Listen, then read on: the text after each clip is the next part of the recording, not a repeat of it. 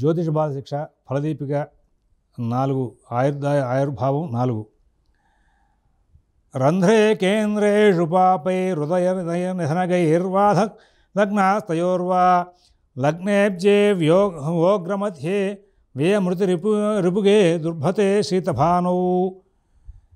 శిశువు జన్మించినప్పుడు పాపగ్రహాలు కేంద్రాల్లో ఉంటే కనుక అష్టమంలో ఉన్నా సరే, లేదంటే కనుక పాపగ్రహాలు ఇక్కడ కేంద్రాల్లో సరే, మన వాళ్ళు ఏం చేస్తారంటే రవిశ్చ రవిపుత్రశ్చ భూమిపుత్రశ్చ కేంద్రగాహ అని చెప్పి ఈ బాలారిష్టాల విషయంలో ఒక చిన్న రెగ్యులర్ వాడకం మాట ఒకటి ఉంది. ఆ విధంగా చూసేసి కేంద్రాల్లో పాపగ్రహాలు ఉన్నాయండి కాబట్టి ఇది బాలారిష్టం, దీన్ని మనం శాంతి చేయాల్సిన అవసరం ఉంది అని చెప్తూ ఉంటారు. కేంద్రాల్లో పాపగ్రహాలు ఉండడం అనేది కాదు ఇక్కడ మనం బాగా పాయింట్అవుట్ చేసుకోవాల్సిన విషయం. కేంద్రాలతో పాటు అష్టమంలో కూడా అని చెప్పాడు. రంధ్రే కేంద్రేషు పాపై అన్నాడు. పాపగ్రహాలు కేంద్రాల్లో ఉన్నా సరే, మరి అష్టమంలో ఉన్నా సరే అది దోషాన్ని సూచిస్తోంది కాబట్టి వాటికి శాంతి చేసుకోండి రా అబ్బాయి అని చెప్పాడు. ఇది బాగా గుర్తుపెట్టుకోండి. ఈ బాలారిష్టాల విషయానికి వచ్చేసరికి మీరందరూ కూడా ఎలా పడితే అలాగే చూసుకుంటారేమో.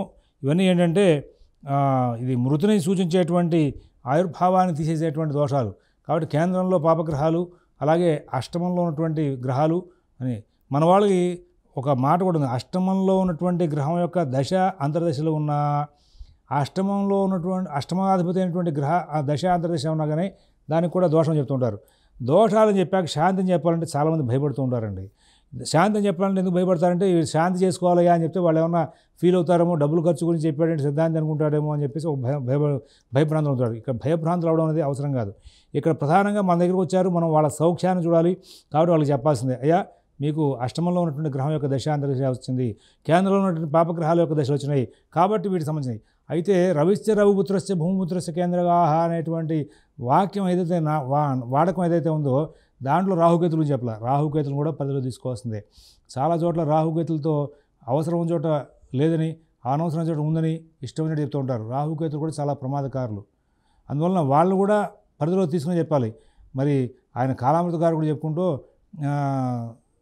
వాళ్ళు ఇద్దరు కూడా లగ్నాత్ కేంద్రగత స్ఫుతిత్యాచ లగ్నాత్ కేంద్రాల్లో కనుక లగ్నాత్ కోణాల్లో కనుక రాహుకేతులు ఉంటే ఒక దోషం, నేత్రద్యోనగతో మళ్ళీ ద్వితీయంలోనూ సప్తమంలో ఉంటే ఒక రకమైన దోషం ఇవన్నీ చెప్పుకుంటూ వచ్చాడు.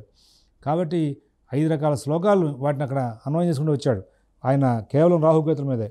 అంత సబ్జెక్ట్ ఎందుకు పెట్టాల్సిందే, రాహుకేతులు కూడా ప్రమాదకారులు కాబట్టి వాళ్ళ ముహూర్త దోషానికి కూడా ప్రమాదకారులే. ముహూర్త విషయంలో కూడా చాలామంది లేదంటూ ఉంటారు కానీ మరి లగ్నానికి కేంద్ర సంజ్ఞ ఉంది. లగ్నాత్ కేంద్రగతేరవో స్ఫుచిత్యాచార్య శిష్యవృతే భౌమే కూజితనామక స్థితినేం హంత్యేవ మందేకులం అని చెప్పేసి చెప్పుకుంటూ ఉంటాడు. అంటే అక్కడ మరి ఆ కేంద్రం అంటే కేంద్రంలో ఉన్నప్పుడు రాహుతో కేతుతో దోషాలు చెప్పాడు ప్రత్యేకంగా. వాటితో కుటుంబ హాని అని చెప్పుకుంటూ వచ్చాడు. మరి ఇవన్నీ కూడా ముహూర్త శాస్త్రంలో లేవు అంటే ఎక్కడ లేవు, ఉన్నాయి. మనం సూక్ష్మంగా పరిశీలిస్తే లగ్నంలో రాహు పనికిరాడు, లగ్నంలో కేతువు పనికిరాడు, ఇవి పనికొస్తాయని చెప్పేసి చెప్పుకుంటూ వెళ్తూ ఉంటారు. చాలా తప్పు మాట అది. అక్కడ ముహూర్త దర్పణంలో ఉపనయనం, వివాహం, దేవతా ప్రతిష్ఠ విషయంలో లగ్నానికి రాహుకేతు సంయోగం దోషం లేదని చెప్పి కొందరు చెప్పారని చెప్పేసి ఎత్తేసాడు. ఆయన మీద కూడా పెట్టుకోవాలి ఆ యొక్క బాధ్యత. కొందరు చెప్పారని చెప్పి గుడ్డగాల్చి మీద పడేసాడు. అట్లాగా మన వాళ్ళందరూ పుచ్చుకుని లగ్నంలో రాహుని కేతుని పెట్టి ముహూర్తం పెడుతున్నారు. లగ్నంలో అంటే లగ్నం కేంద్ర సంజ్ఞ చక్కగా ఉపనయన ప్రకరణలో స్పష్టంగా రాసి ఉంటుంది. అంతేకాకుండా ముహూర్త చింతామణిలో మొత్తం 6 చోట్ల ఆ రాహు కేతులతో సంబంధంగా ఫలితాలు చెప్పుకుంటూ వచ్చాడు. కాబట్టి తప్పు అది. అలా అన్వయం లోపంగానే ముందుకు వెళ్ళాలని పెద్దవాళ్ళు ఏం చేస్తారంటే మాకు తెలియదా, మేము పండితులం కాదా, ఇట్లా మూర్ఖంగా మాట్లాడేంటి అని అంటాడు. ఎదుగుండా కనబడుతుందని కాదంటే మూర్ఖం కాకపోతే ఇంకేమనాలి. నన్ను మూర్ఖుడన్నా కానీ మీరు చేస్తున్న ప్రవర్తన మూర్ఖ ప్రవర్తన కదా, ఒకసారి ఆలోచించుకోవాల్సిన అవసరం ఉంది. ఇది ఇక్కడ కేంద్రాల్లో అన్నప్పుడు రాహుకేతులు కూడా తీసుకోవాలి. పాపగ్రహాలు లగ్నమందు అష్టమందు ఉంటే కూడా దోషమని చెప్పాడు. ఏమన్నా నిఘనగైర్వా అథ లగ్న అస్తయోర్వా లగ్నంలో కానీ అక్కడ అస్త అంటే సప్తమ స్థానం నీకు మొట్టమని చెప్తున్నానండి. నిఘంటువులు రాకపోతే పదాలకు అర్థాలు తెలియవు. వ్యాఖ్యానం చదువుకుంటూ వెళ్తే వ్యాఖ్యానం తప్పుందో ఒప్పుందో మనకు తెలియదు కాబట్టి తెలుసుకోవాలి. అస్త అంటే సప్తమంద్యూనమస్తంచ అద్యూకంచ మదన స్మరహ అని చెప్పాడు. అస్త అంటే సప్తమ స్థానం, లగ్నంలో కానీ అస్తమంలో కానీ ఈ పాపగ్రహం కనుక ఉంది అంటే కనుక అది కొంచెం ఇబ్బందికరమైనటువంటి దోషంగా చెప్పుకుంటూ వచ్చాడు. ఇబ్బంది ఏముంది, పిల్లలకి శిశువుకి ప్రాణహాని 12 సంవత్సరాలపు చాలా కేర్ఫుల్గా చూసుకోవాలి. వాళ్ళ తల్లిదండ్రులు ఉద్యోగాన్ని వెళ్ళిపోతూ కేర్ టేకర్గా చెప్పి వెళ్ళిపోతున్నారు. ప్రమాదం జరిగాక వాడు సారీ అని చెప్పి వెళ్ళిపోతాడు. ఈ బాలారిష్టాలుగా ఉన్నప్పుడు వాళ్ళని చూసుకోవాల్సిన అవసరాలు ఉన్నాయి. తర్వాత పాపగ్రహాలు అష్టమంలో ఉంటే అయిపోయిందల్లా. లగ్నం కానీ చంద్రుడు కానీ పాపకర్తరు ఎందు ఉన్నప్పుడు లగ్నే జేవ్యోగ్రమధ్యే అగ్రమధ్యే లగ్నే అబ్జే లగ్నం కానీ సప్తమం కానీ అగ్రమధ్యే అంటే దానికి ముందు వెనకాల ఇది ఏం చెప్పాడు, వెనకాల పాప ఈ అన్నట్టుగా పాపగ్రహాల గురించి చెప్పుకుంటూ వచ్చాడు. ఇదంతా కూడా మళ్ళీ పాపగ్రహాలని వచ్చి అన్వయం చేసుకో ఇక్కడ అయిపోయిందా. తర్వాత లగ్నం కానీ చంద్రుడు కానీ పాపకర్తలు ఉంటాయి.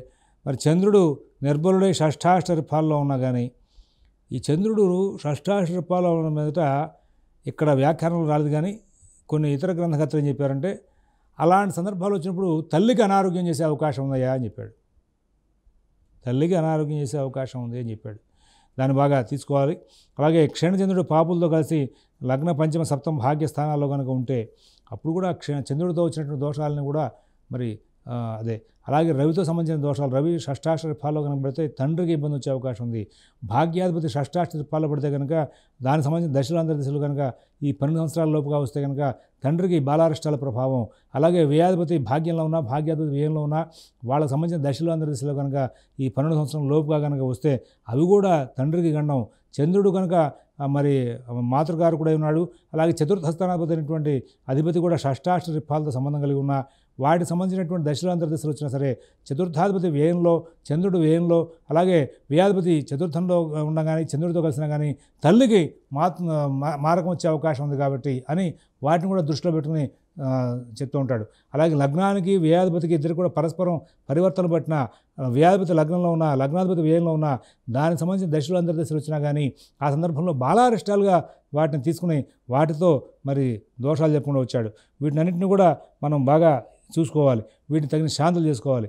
వీటిని కనుక ఇవాళ రోజు మనం చెప్తుంటే ఏం చేస్తున్నారంటే అందరూ కూడా వీళ్ళు బ్రాహ్మణులు డబ్బుల కోసం ఏమన్నా చెప్తున్నారు అంటున్నారు. గ్రంథంలో ఉన్న విషయాలు చెప్పడం కూడా నువ్వు జ్యోతిషం చెప్పుకోవాలి, జ్యోతిషం కావాలి అడిగావు, జ్యోతిషంలో ఉన్న గ్రంథంలో విషయాలు చెప్పాము, దాన్ని డబ్బుల కోసం చెప్పారంటే ఎట్లా కుదురుతుంది? తప్పు కదా. అది కాదు కావాల్సింది. ఇక్కడ మీకు కావాలనుకుంటే మొత్తం పాటించండి.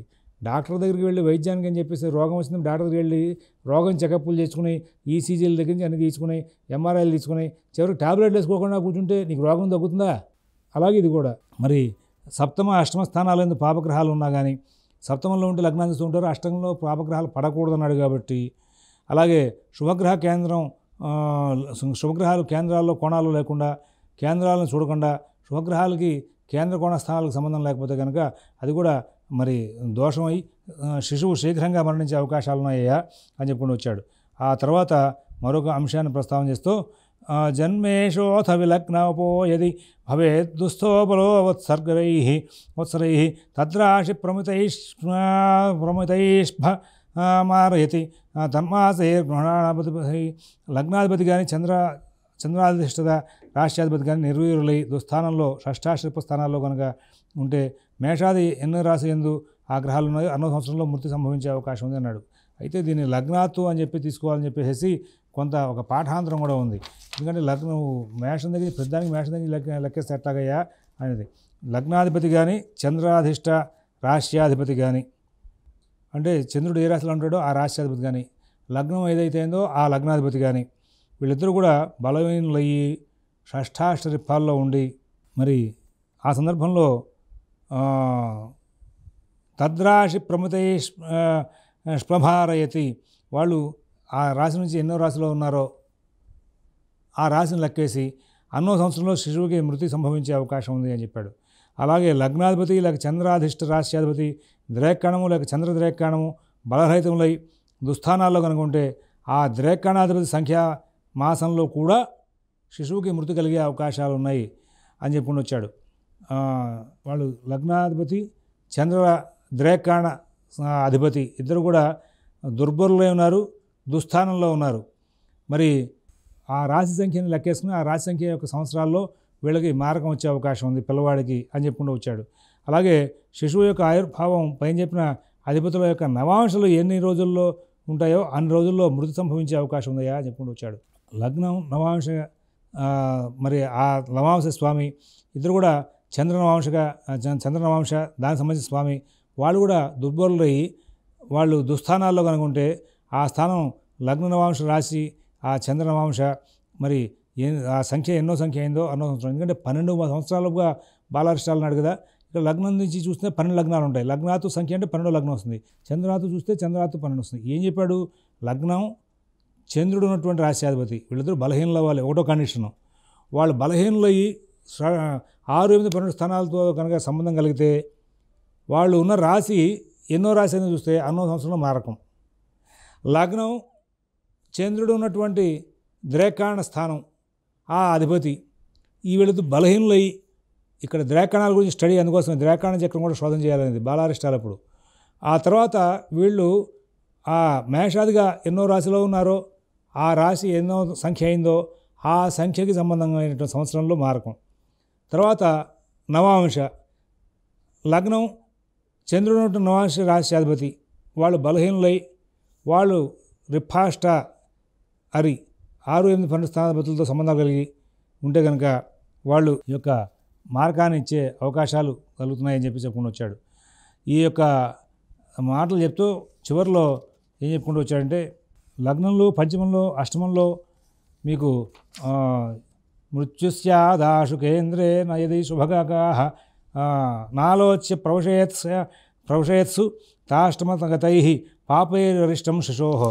లగ్నం అష్టమం అలాగే పంచమ స్థానాల్లో ఎన్ని పాపగ్రహాలు చేరుంటాయో వాటినన్నింటినీ కూడా కూలంకషంగా పరిశీలించిన తర్వాతే శిశువుకి మనం ఈ యొక్క మార్గాన్ని చెప్పాలయ్యా అని కూడా వచ్చాడు. అంటే ఈ స్థానాలని శోధన చేస్తూ కేవలం పిల్లాడు రాగానే చక్రం వేసేసి ఏవేవో చెప్పడం కాదు, ఇంత డీటెయిల్డ్ వర్క్ చేసి వాళ్ళకి ఫలితాలు ఇస్తే కనుక ఆ పిల్లవాడికి ఏమిటో ఆ ప్రయోజనం, వాడు పోతాడు పిల్లాడు అని మీరు చెప్పు దానివల్ల లాభం ఉందా అంటే కాదండి. ఆ గండస్థమైనటువంటి ఫలితాలు మనం చెప్పి వాళ్ళకి ఆ గండదోషం కోసం చెప్పేసి గండదోష పరిహారం కోసం చెప్పేసి శాంతి మార్గాలను కనుక మనం అనుష్ఠింప చేస్తే పిల్లవాడు సుఖంగా మళ్ళీ బతికి చిరంజీవిగా హాయిగా ఆనందంగా కాలక్షేపం చేస్తే జాతకం చెప్పినందుకు సిద్ధాంతికి కూడా ఆనందంగా ఉండే అవకాశం వస్తుంది. ఆ గండాలు పోయేలాగా చేసామనే ఉద్దేశంతో ఈ 12 సంవత్సరం లోపుగా ఆ శాస్త్రకారుడు వాళ్ళ ఆయుర్దాయం నిర్ణయం చేయలేమయ్యా అని చేతులు ఎత్తేసాడు ప్రారంభంలోనే. అలాంటి దాన్ని మనం ఆయుర్దాయానికి సంబంధించినటువంటి అంశాలని ఏ గ్రహాలు దోషాలు వస్తున్నాయో ఆ గ్రహాలను కనుక్కుని వాటికి కనుక శాంతి చేయించామంటే కనుక పిల్లవాడు ఆయుర్భావాన్ని పొందితే కనుక చక్కటి ఫలితాలు వచ్చే అవకాశం వస్తుంది. అందుకోసం ఇంత ప్రయత్నం. స్వస్తి.